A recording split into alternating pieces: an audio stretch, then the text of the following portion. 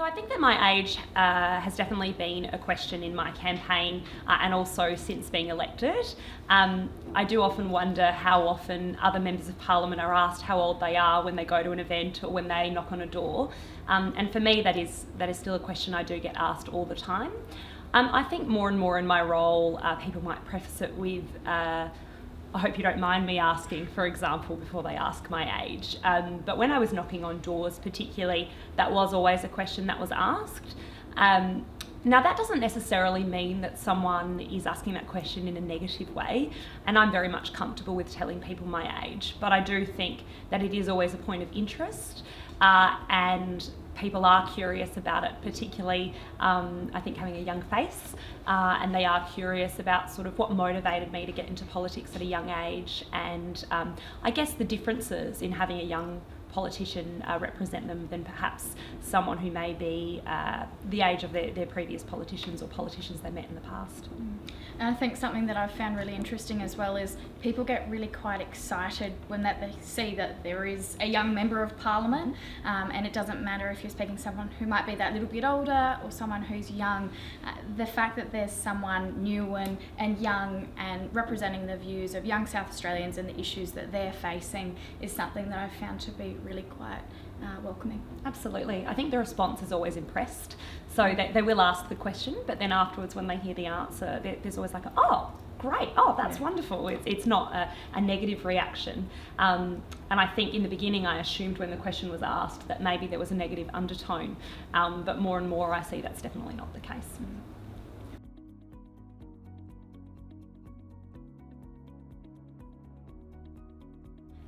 Being a young woman in politics and having run 2 election campaigns before, the first being in the 2018 state election and again in the 2019 federal election before running for the Legislative Council in 2022, there had already been some interest in the community when I was out and about my age, and people were, for the most part, incredibly encouraging by the fact that I was young, but something that I found quite interesting was an interest about whether I wanted to have children or not, and the varying levels of questions that would come with that interest. So those questions varied from whether I wanted kids to when did I want children, how many children, who would raise those children, and I think that's a question that shouldn't really be relevant as to whether or not you can do your job. And I do query whether our male counterparts would receive that question, and I've never heard concerns or questions, or to be honest it's not really talked about, when you hear that male politicians are having kids. It's an exciting time and milestone for that family, whereas I think sometimes it does have a little bit of a different connotation for female members, but particularly young female members. Absolutely. I get asked that question all the time.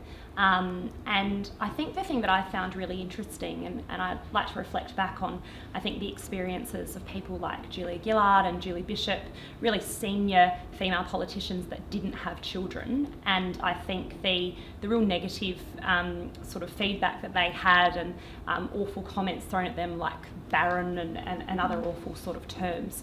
When I get asked the question, it's very much posed in a way that's sort of not yet.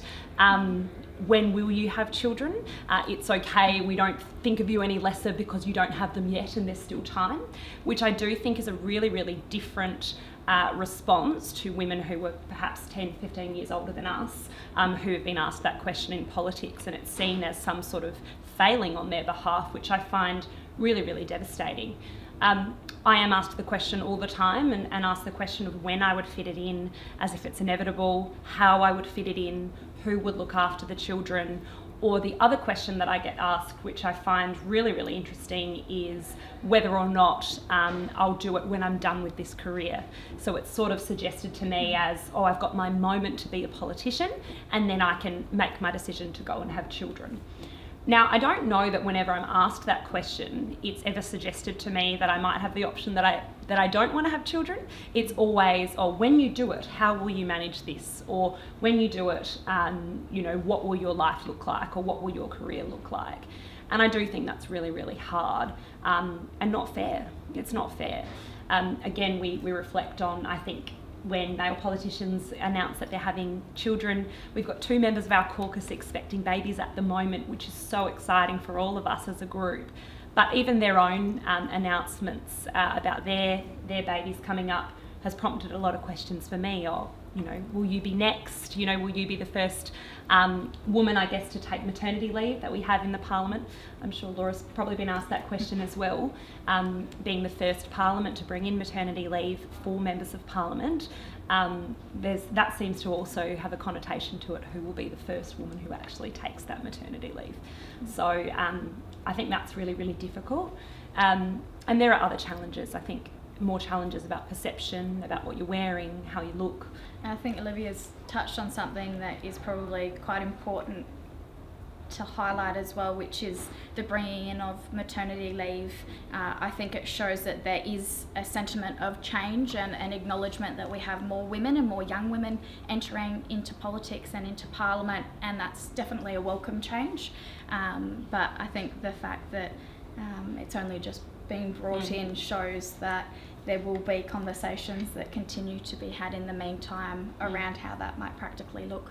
Absolutely, and I think as well, if it is something that you're wanting to consider, and when you're living in electoral cycles, you do have to think about those things as a woman if it's something that you would like to do. We may have the maternity leave provision in the lower house now, but all that does is provide you with a 3-month pair from the Parliament, so you're not required to vote. That doesn't, of course, excuse you from community activities, and it doesn't necessarily change the sitting hours when you do go back to the house. So I think, again, there are broader conversations to be had there, and it's something that is a challenge to think about when planning your own life and thinking about how you may manage the two if that's something you decide to do.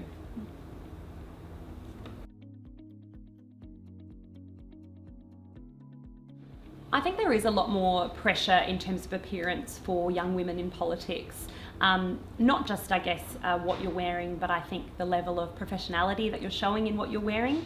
I do feel, particularly as a woman who's not particularly tall as well, that I look and feel more professional wearing heels. Now, that's not something that I necessarily feel that I should have to do, but I do think that the age thing, perhaps, there will be perception that you look younger or not suited to the job, and perhaps the standards are higher for young women in politics about how they have to dress and what they have to wear.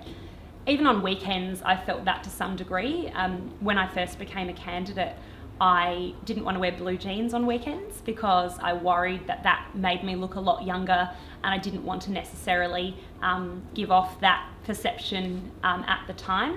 I'm a lot more comfortable with it now. I've started wearing blue jeans on weekends, not all the time, but I think that even something like that, which you wouldn't really think about as a regular person, is something that has impacted me, sort of the higher standard for a young person in politics than I think perhaps an older person who's being judged solely on their ability.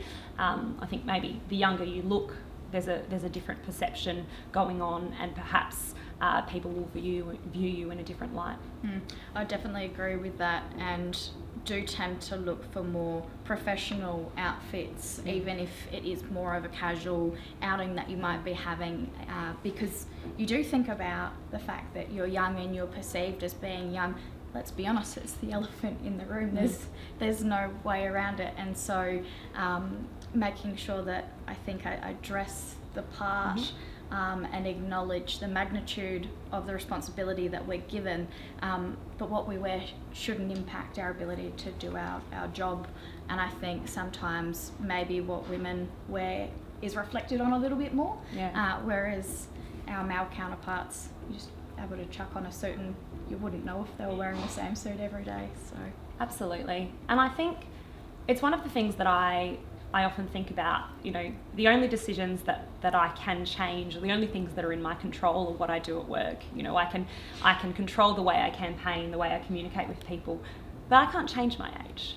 I am getting older every day, but I can't change my age. That's not a part of me that I can actually change. So it can be frustrating to have to sort of feel that you have to fit your entire personality or your presentation around that, because it's not something that can be changed. And of course, I think it's important to note that we were both elected. we were both elected at the ages we were. And I think it's a really important reminder to ourselves at times that we were elected and people likely knew, had an inkling of our ages when they made the decision to do that. I think another interesting thing as well is I think sometimes some people will link age with perhaps life experience or experience that you're able to bring to the role, but ultimately you can have so much more experience than just what you learn from being behind a desk in an office, and I think that's what we've been able to bring to the role, and to be able to bring a different perspective to the Parliament. And the community have been incredibly excited when they've seen that there's a young person who's able to represent the voices of young South Australians in this place. And so I think sometimes the link between experience and age is something that's reflected on as well. Absolutely, and I think as well with that there can sometimes be a bit of a box that you're put into, that you're only there to represent young people, and that's the only benefit that perhaps you bring to your group or to the Parliament more generally. And I try my best to work on speaking to young people, to definitely encourage young people to get into politics, but to also show that that's not the only skill set that I bring. And I think Laura would be very much the same. You know, we bring different experiences, different sort of life experiences, different professional skills. It's not only about being a young person or the challenges that young people may face, but you're able to bring all sorts of skill sets to the Parliament from your own life, no matter the age that you are.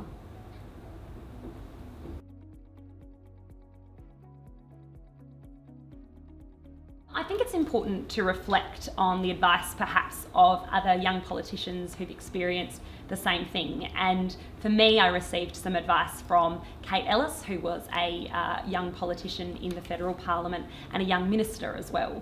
And she said to me that every door that she knocked on and every experience that she had as a young person, she hoped would make it easier for the next person after her. And that was really inspiring to me, particularly knocking on doors and going to community groups where people would mention Kate to me. They'd say, oh, you're going to be the next Kate Ellis, or have you had inspiration from Kate Ellis?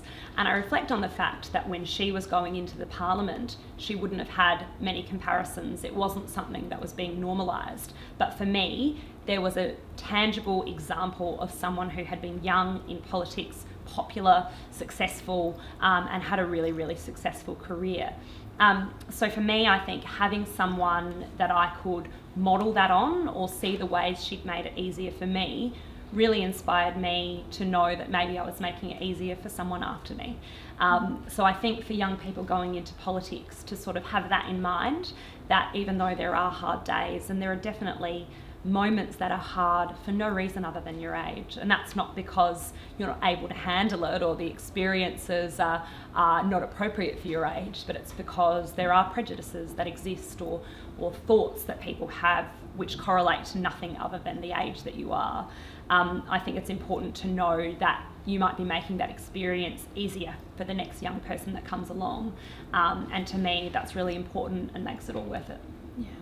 I think as well to not let people define what you can achieve because of your age or to put you in a box, because at the end of the day, I guess age is but a number, and it's been a real privilege to be able to serve as a young member and to be able to bring different views to this place. Something that I've found highly beneficial is being able to have mentors or people around me who have had multiple experiences in different capacities as members of Parliament that I've been able to draw upon and seek their advice and their guidance. So to anyone who's looking at getting involved in politics, have that support network around you that you can go to in those moments where you are faced with things that you haven't had to deal with before, to seek their advice.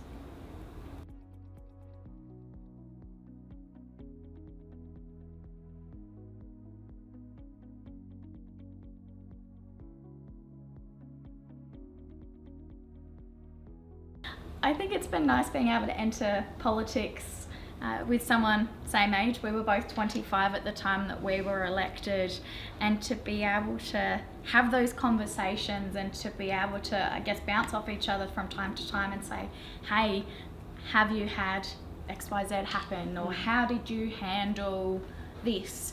And I think to have somebody going through same age, both being young women, is something that is incredibly helpful, but also I hope that this inspires so many other young women that they can look to our parliament and look to both houses and see that there's a pathway for them.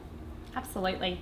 I think when we look at sort of the parliament and I guess the democratic system that we have here in South Australia, it's such a privilege to know that we are all able to get along really well, and even if there's a sort of, a loud debate in the chamber, most people will go and have a coffee together afterwards, and I think that that's a really, really important thing to explain to people, and when I have my school groups and things, I always talk about that and say, there isn't a member on the other side who I wouldn't feel happy to have a chat with, or, and I think that's really important.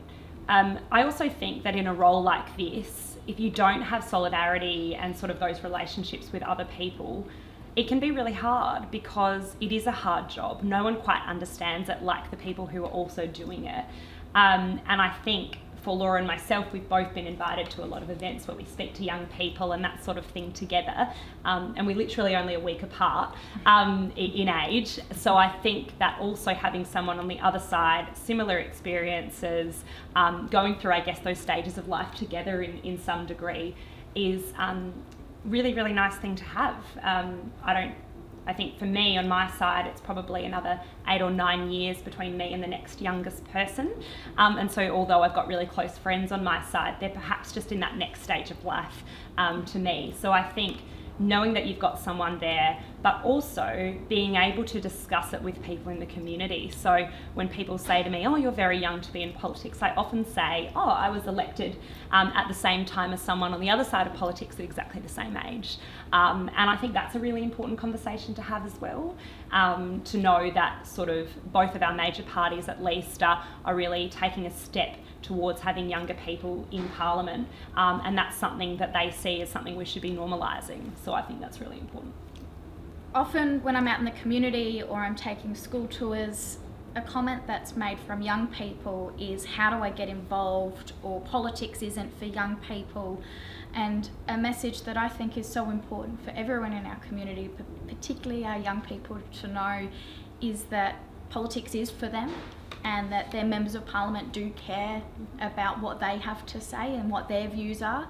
And so if you do want to share your views, tell your members of parliament, get involved in politics, whether it be at a grassroots level or be more engaged. There are so many opportunities for you to be able to have that level of engagement and to be able to make your mark and to be able to contribute to policy development and discussion.